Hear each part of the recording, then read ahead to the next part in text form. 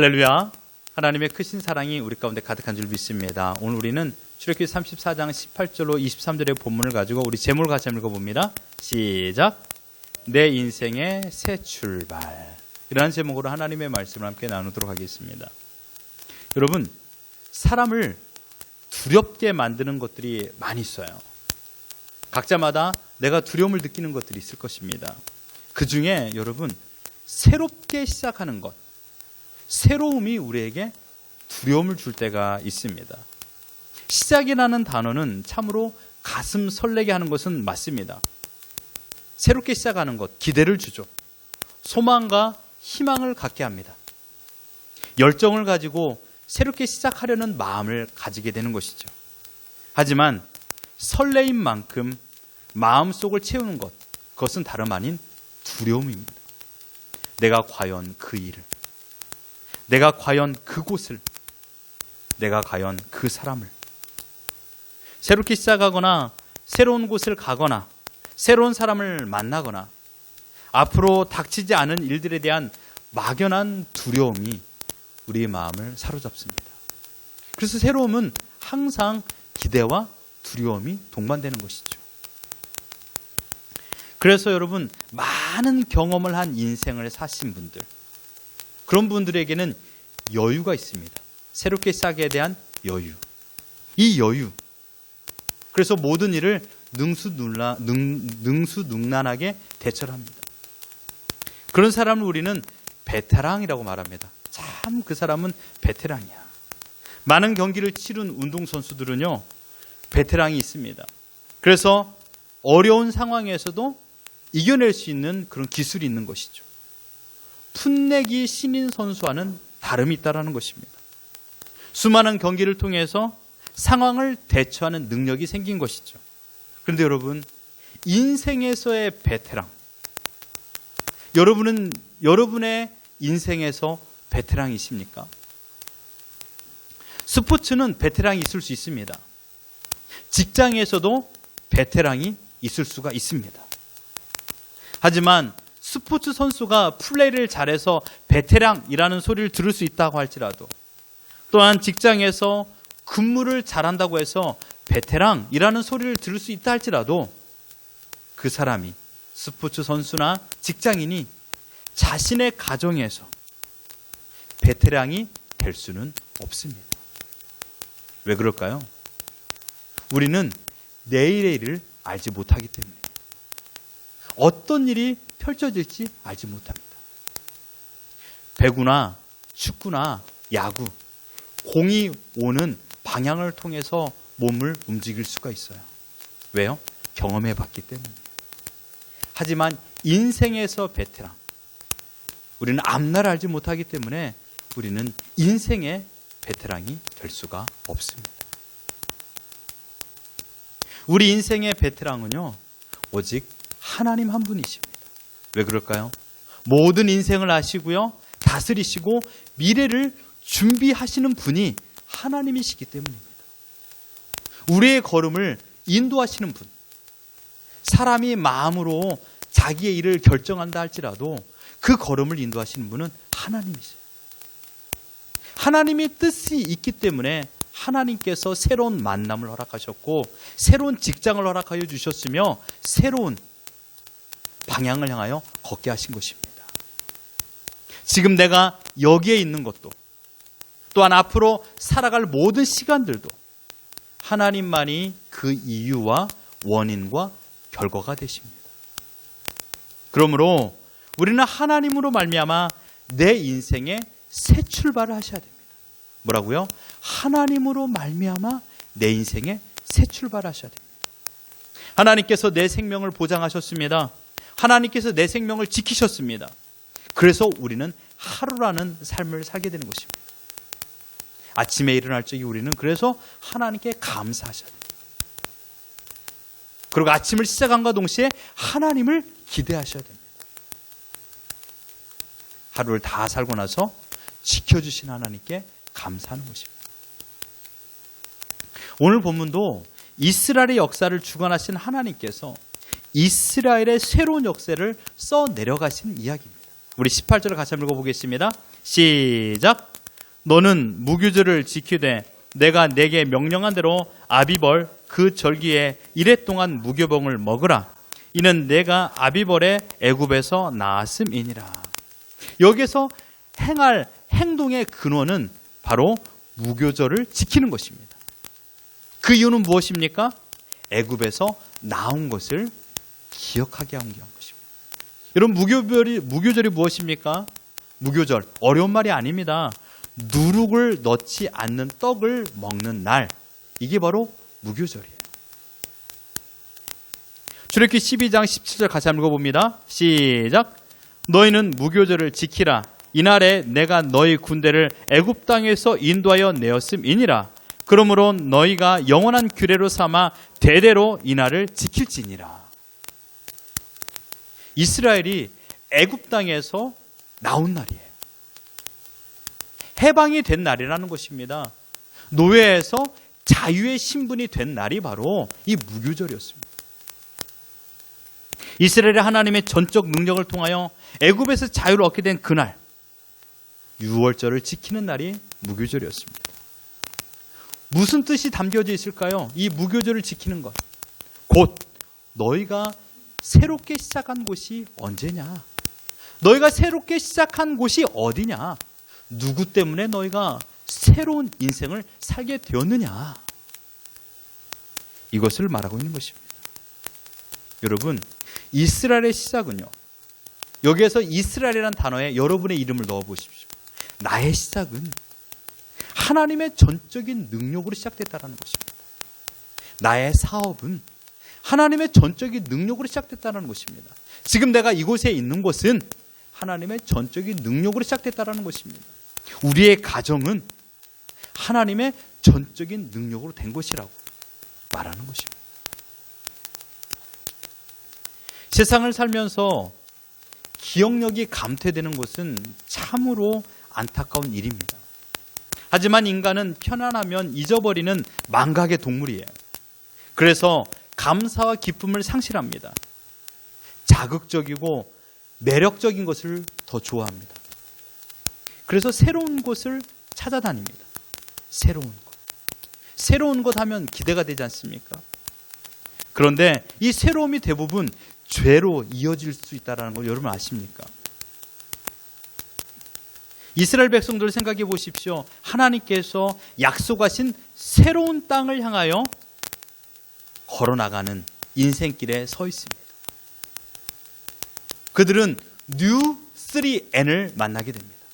뉴 3N, 바로 새로운 땅, 새로운 사람들, 새로운 문화, 뉴 3N을 만나는 상황에 서 있습니다. 여러분, 나의 것을 지키는 것보다 새로운 문화를 받아들이는 것이 더 쉽습니다. 그래서 자연스럽게 세상의 문화, 즉 이방인의 문화, 새롭게 보이는 것들, 화려하고 힘있게 보이는 것들을 자연스럽게 내가 가져오기가 쉽다라는 것이에요. 하나님께서 이러한 이스라엘 백성들을 통하여 이스라엘 백성들의 특징을 알고 있었기 때문에 출애굽기 34장 12절로 13절에 먼저 이렇게 말씀했습니다. 같이 한번 읽어봅니다. 시작. 너는 스스로 삼가 내가 들어가는 땅의 주민과 언약을 세우지 말라. 그것이 너에게 올무가 될까 하노라. 너희는 도리어 그들의 제단을 헐고 그들의 주상을 깨뜨리고 그들의 아세라생을 찍을지어다. 3N. 이 새로운 문화, 우상의 문화를 너희들이 볼 것이다. 그때 너희들은 그것을 받아들이지 말고 그것을 다 찍어 없애버려라 라고 말씀하고 있습니다. 이방의 신들에게 너의 마음을 빼앗기지 마라. 네 마음을 지켜라 라고 말하고 있는 것입니다. 그래서 하나님께서는 이스라엘의 시작이 어디인가를 알려주기 위해서 이 무교절을 제정하신 것입니다. 마찬가지로 본문 21절로 22절에 안식일과 77절과 수장절, 이 또한 마찬가지로 하나님이 어떤 분인가를 알게 하기 위하여서 이 세 가지 제사 제도를 만드신 것입니다. 이스라엘 백성을 억압하고 제한하고 심판하기 위한 제도가 아닙니다. 하나님께서는 이스라엘 백성들에게 온전한 정체성을 잊지 않고 살아갈 수 있도록 보호막을 쳐주신 것입니다. 그것은 하나님을 기억하는 것이죠. 새롭게 시작하는 인생에 하나님을 잊지 않게 하기 위하여서 이 세 가지 제도를 만드신 것입니다. 이것이 오늘 본문의 전반적인 내용입니다.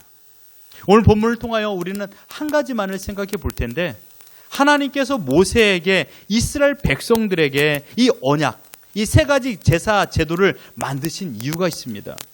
이 절기를 통하여 하나님께서 이스라엘 백성들로 하여금 바로 이스라엘의 정체성, 이 정체성을 알게 하기 위한 것입니다. 너는 누구냐? 너는 어디에서 시작하느냐? 너는 누구와 함께 있을 때 가장 안전한 존재냐? 이것을 알려주기 위하여 이 절기를 제정하신 것입니다. 이 정체성을 지킨다는 것, 곧 이방 민족과 다름이 있다는 것을 알려주는 것이에요. 너희 역사가 이제 새로워졌는데 이제부터는 과거의 옛 습관을 버리고 새로운 인생을 살아야 된다는 것을 알려주고 있다는 것이에요. 이 새로운 인생의 가장 중요한 삶의 태도는 다른 게 아니라 다름입니다. 다름. 지난 날과의 다름. 어제와 오늘의 다름. 내가 실패했던 이유를 그대로 답습하면 또 실패하는 사업이 될 것입니다. 다름이 있어야 되는 것이죠. 이스라엘 백성에게 있어서 출애굽 사건은 노예와 자유인을 분간하는 기준점입니다. 시작점이 되는 것이죠. 하나님께서 노예로서 해방을 시켜주었는데 계속해서 노예로 살아간다면 그 안에 하나님의 위대한 능력은 어디 있습니까? 우상을 섬기지 않고 세상이 만들어내는 원칙이 아닌 하나님께서 만드신 원칙을 따라 살아가는 것, 즉 이것을 우리는 신분주의적 삶이라고 합니다. 인본주의적, 내가 원하는, 내가 나의 기쁨이 되는 인생이 아니라 하나님을 기쁘시게 해드리게 하여 하나님의 뜻을 따라 살아가는 것, 이게 바로 신분주의입니다. 이스라엘이 가야 할 그 땅은요, 푸른 초장과 쉴만한 물가가 있는 곳입니다. 적과 꿀이 가득한 땅이에요.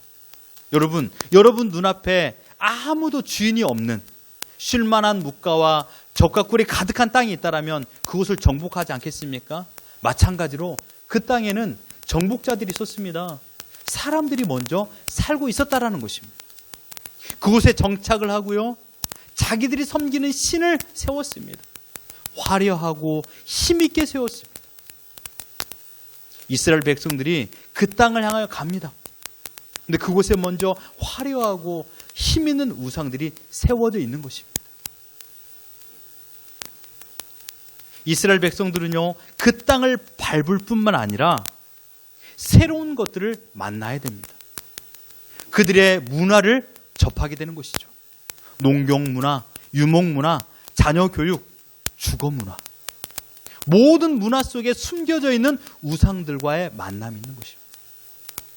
그 우상들을 섬기는 사람 중에는요, 이러한 우상을 섬기는 제사 제도가 있었습니다. 자신의 자녀를 불 속에 집어 던지는 그런 제사법도 있었습니다.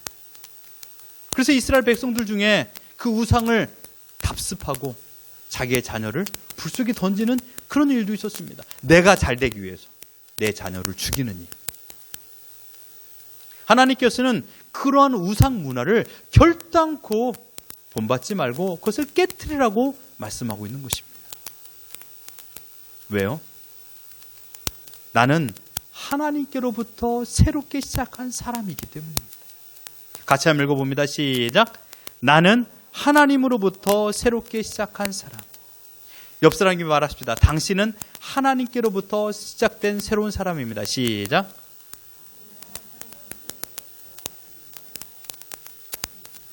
우리는 하나님께로부터 새롭게 시작한 사람입니다.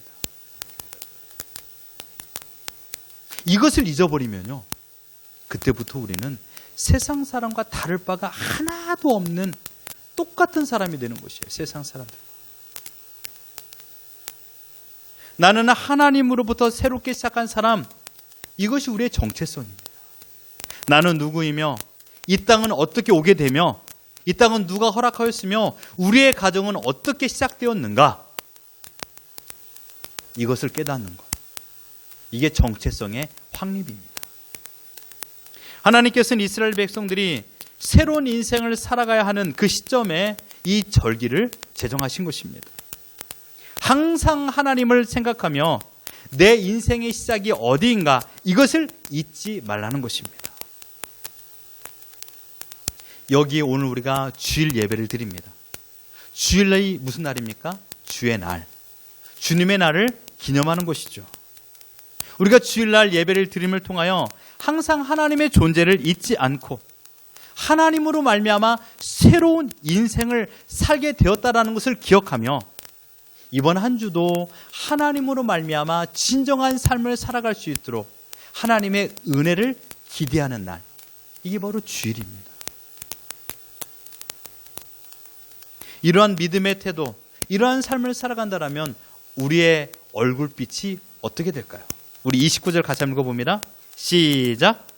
모세가 그 증거의 두 판을 모세 손에 들고 시내산에서 내려오니 그 산에서 내려올 때 모세는 자기가 여호와의 말하였으므로 말미암아 얼굴 피부에 광채가 나나 깨닫지 못하였더라.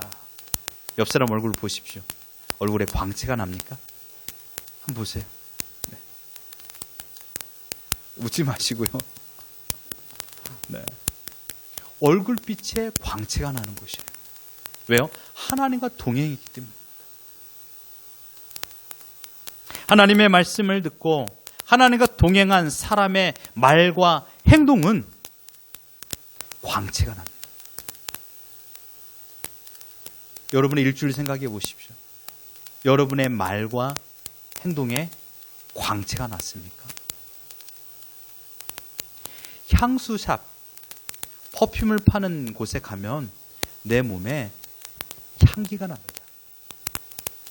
가죽을 파는 그런 가게에 들어갔다 나오면 내 몸에는 가죽 냄새가 나기 마련이죠. 자장면집에 들어가면요, 자장면 냄새가 내 옷에 스며들게 되어 있습니다. 정말 내 말과 행동에 어떤 냄새가 나는가 생각해 보셨나요? 내가 하나님의 사람으로 하나님께서 나를 불러주셨고 하나님의 백성이 되었다라면 나의 말과 행동에는 하나님의 향기가 나타나야 된다는 것입니다. 향나무에 도끼질을 하면요, 그 도끼에는요 향이 묻어납니다. 고린도후서 5장 17절 같이 읽어봅니다. 시작. 그런즉 누구든지 그리스도 안에 있으면 새로운 피조물이라. 이전 것은 지나갔으니 보라 새 것이 되었도다. 우리는 새 것이 되었다라고 우리의 정체성을 예수 그리스도 안에서 확립하여 주셨습니다. 내가 새 것이 되었다라는 것을 어디에서 보여줘야 될까요? 가정입니다. 여러분의 아내와 여러분의 남편, 내 자녀, 내 부모님 앞에서 내가 새로운 사람이 되었다라는 것을 보여주셔야 됩니다. 다름이 있다라는 것을 보여주셔야 돼요. 예수님 믿기 이전과 예수님 믿고 나서의 삶이 달라야 됩니다. 내가 은혜를 받았다라면, 내가 하나님과 동행했다라면 그 동행했던 모습이 나의 말과 행동으로 나타나야 된다는 것입니다.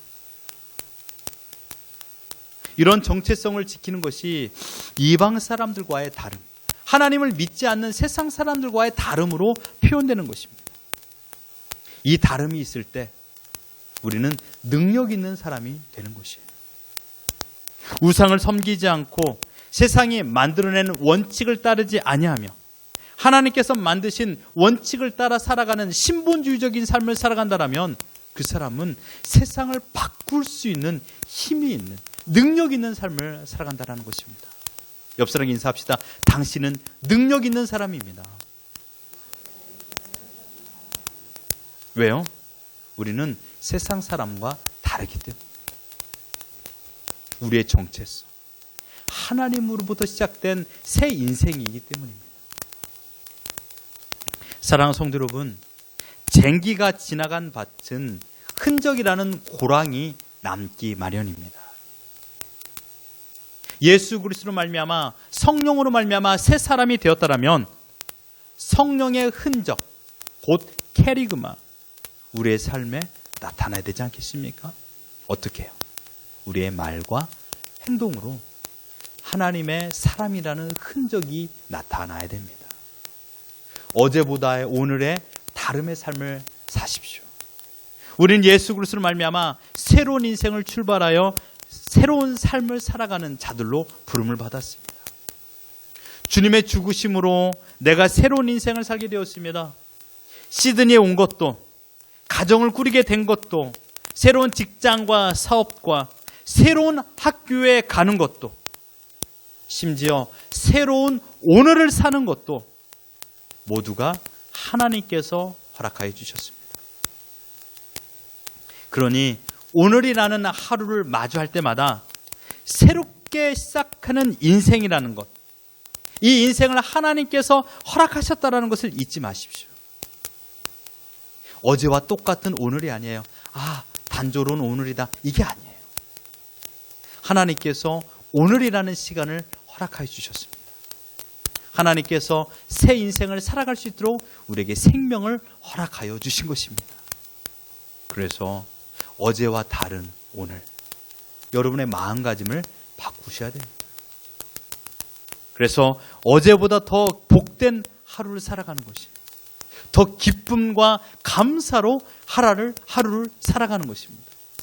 하나님으로 말미암아 시작된 하루, 하나님으로 말미암아 시작된 우리 부부, 하나님으로 말미암아 시작된 우리의 사업, 하나님으로 말미암아 시작된 우리의 학교 생활, 이런 마음을 갖는다라면 우리는 어제보다 더 새로움을 가지고 오늘을 살게 될 것입니다.